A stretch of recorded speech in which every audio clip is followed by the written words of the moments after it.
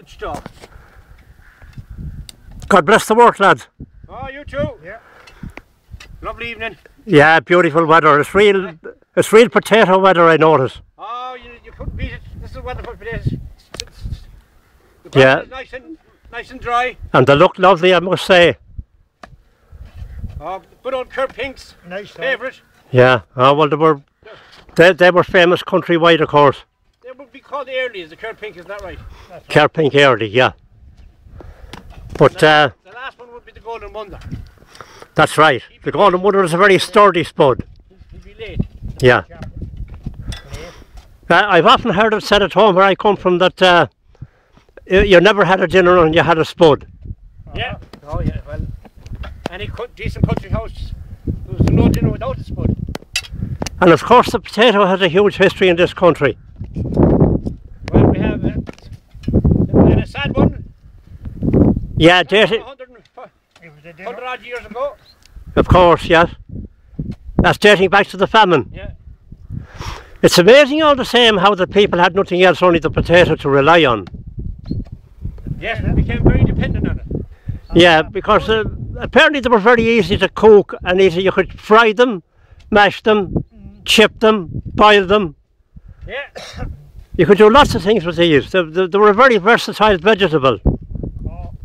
The only thing is that the particular type they had at that stage in the 1840s was not very susceptible to the old disease.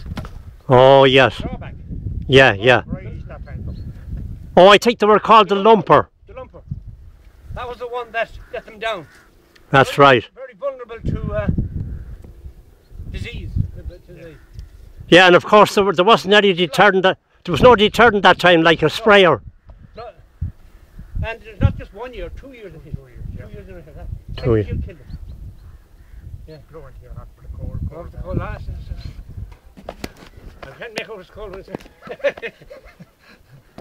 it's not 1947, like, you know. How are we going, Kevin? So, this is ideal soil for potatoes. Yeah, it's a moory type of ground. Say that's why.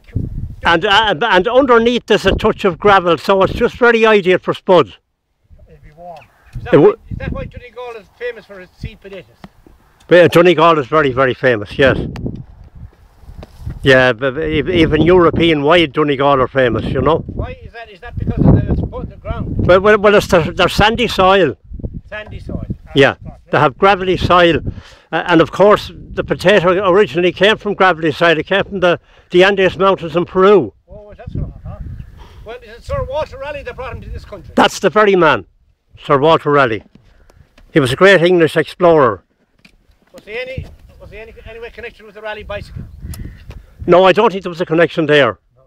No. But, well, having said that now, the potato wouldn't be that long here, 1700. That's all. Yeah. You're looking at 300 years. They lived in old corn. That's why all your windmills from. That's right. Corn before that. Yeah. Mainly corn, that's right. That's why the windmills, they have windmills. You're right, Josh, yeah. For grinding the corn. Yeah. Very rough. That would have been before the potato became popular. Yeah.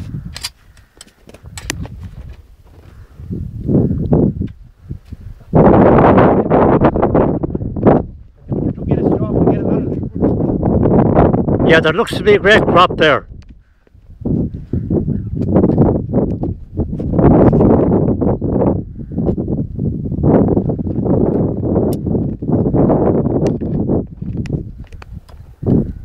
I remember I was at a match in Crow Park, it's a good few years ago now.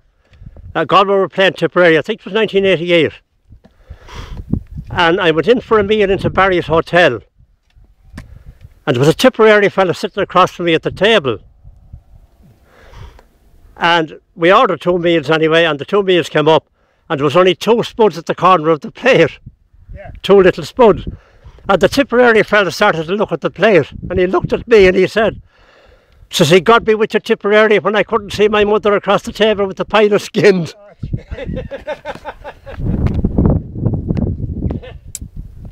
God be with you, what do you say? God be with you, Tipperary.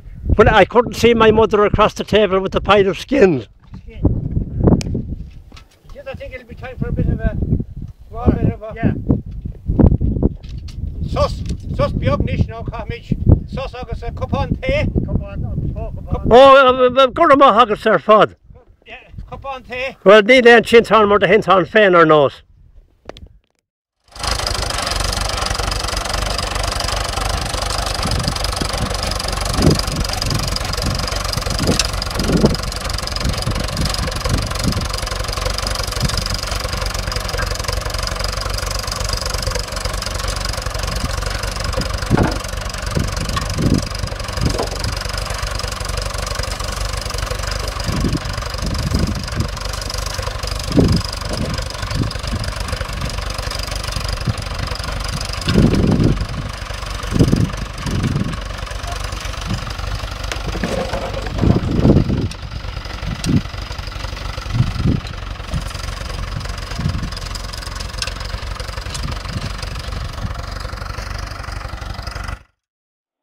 I can always recall the poetry of the great Paddy Kavanagh in the old school book from years ago.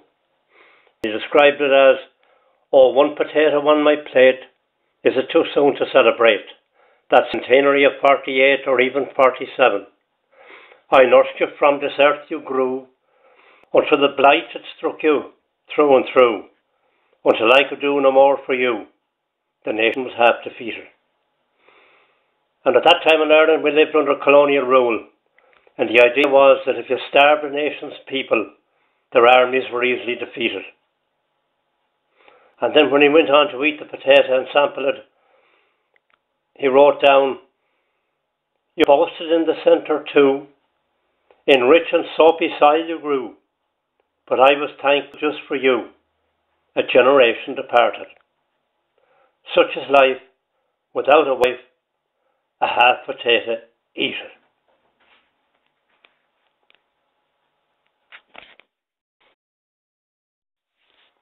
There are lots of wild plants around the potato field, and this particular one here with the yellow flower, to give it its old Gaelic term, is called proshka. It was used as a wild cabbage years ago and mixed with nettles and put into a pot along with some bacon, and it provided a great source of iron to safeguard against flus, colds or any type of illness. The Irish people were great when it came to resourcing stuff like this, and there's no stone unturned when they found this one. This is the final job of farm work for this current year. It's been a bumper year for all the crops due to the very favourable weather conditions. The last few potatoes are being dug out and safely stored away to survive the long winter. It is now mid-October, and the days that were once long sunny are now drawing to its close. The humble spud will be enjoyed at many of the mealtime between now and next spring, when the planting cycle will start all over again. We hope you enjoyed this short film as much as we enjoyed bringing it to you.